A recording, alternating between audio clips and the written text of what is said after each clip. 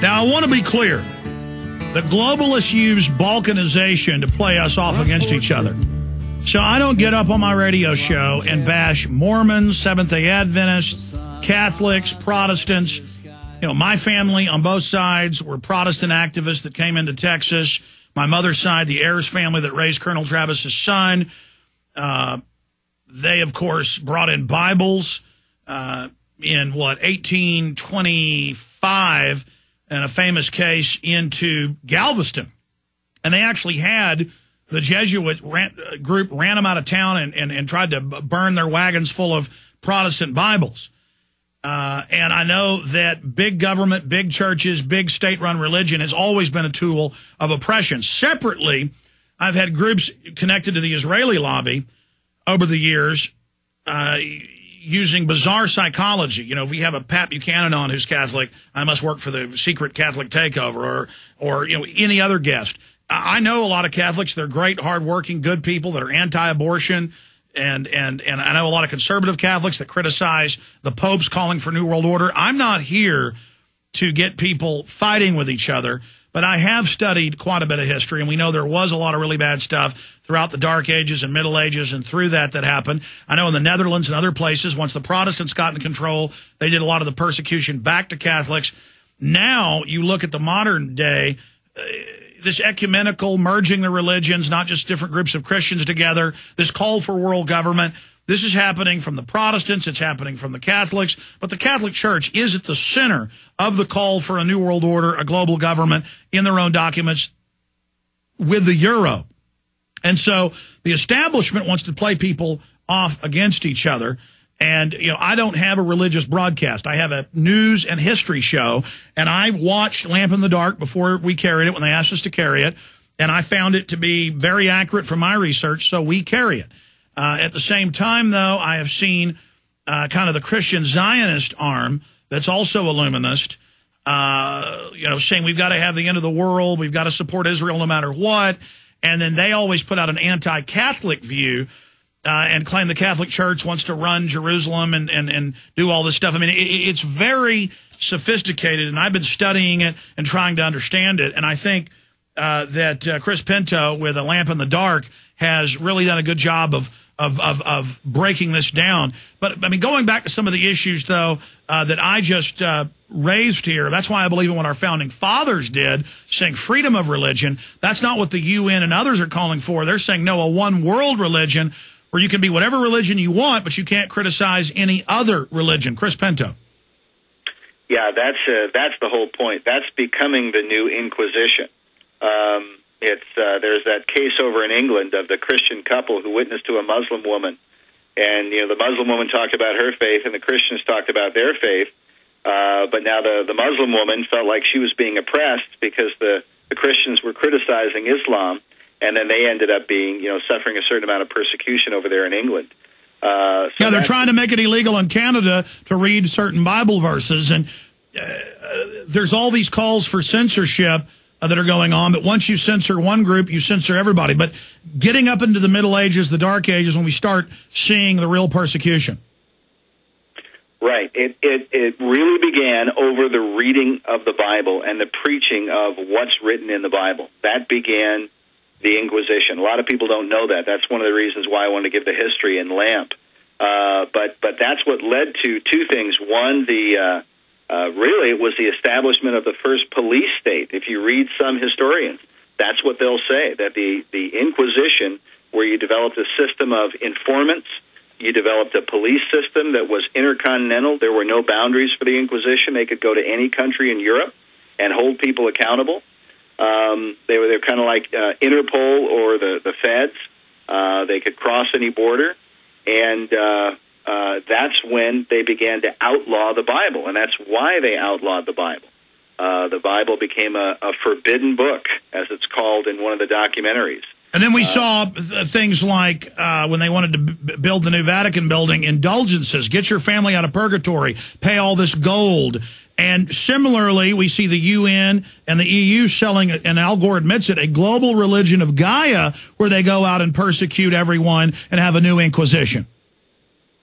I think it's the same spirit, the same principles involved, ultimately.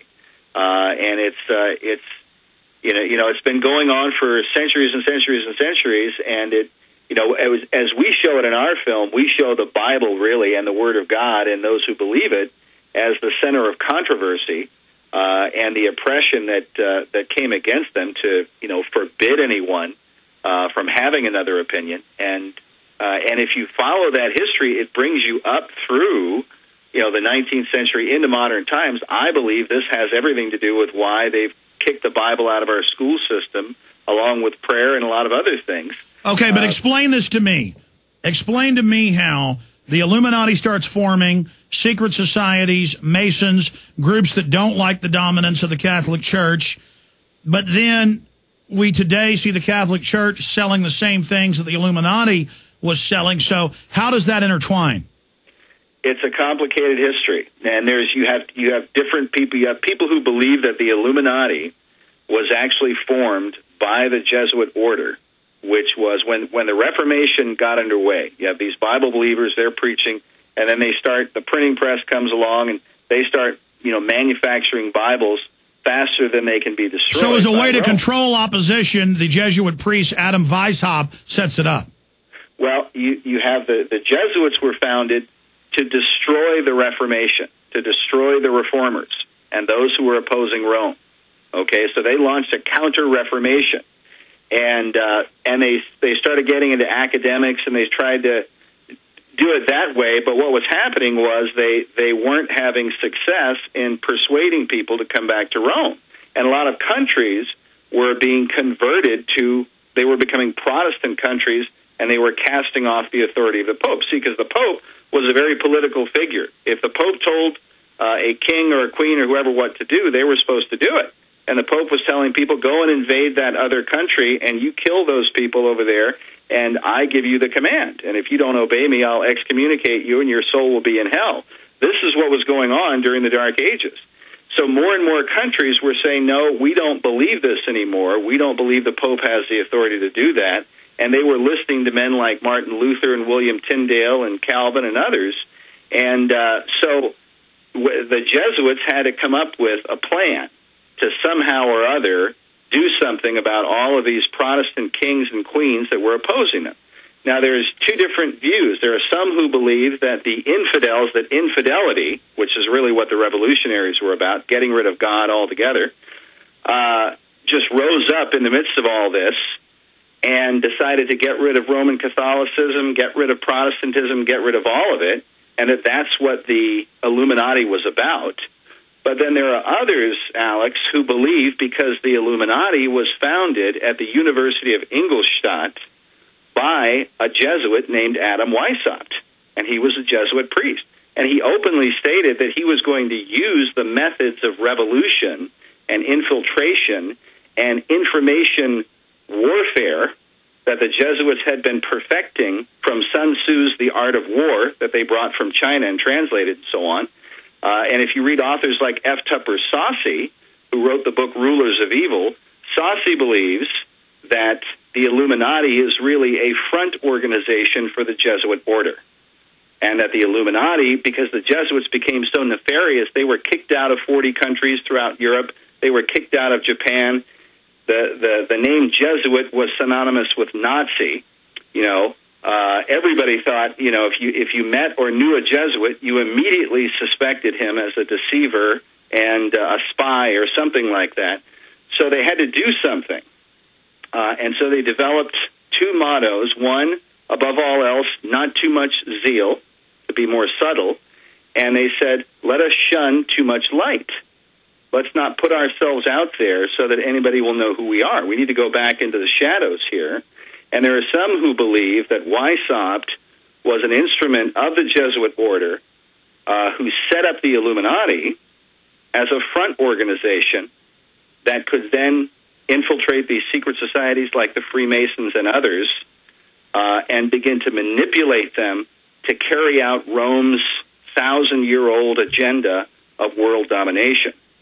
When the Jesuits take their oath, for example, they swear in their oath with the Jesuit general. The general tells them, go into all the world and claim all lands in the name of the Pope. He who will not accept him as Christ's vice-regent on earth, let him be accursed and exterminated. And this is why it is said you find Jesuits in every corner of the world with schools and universities and colleges and so on. This is why they have gone into all the world, is to dominate the world for the Pope. And that's covered in a lamp in the dark. Continue.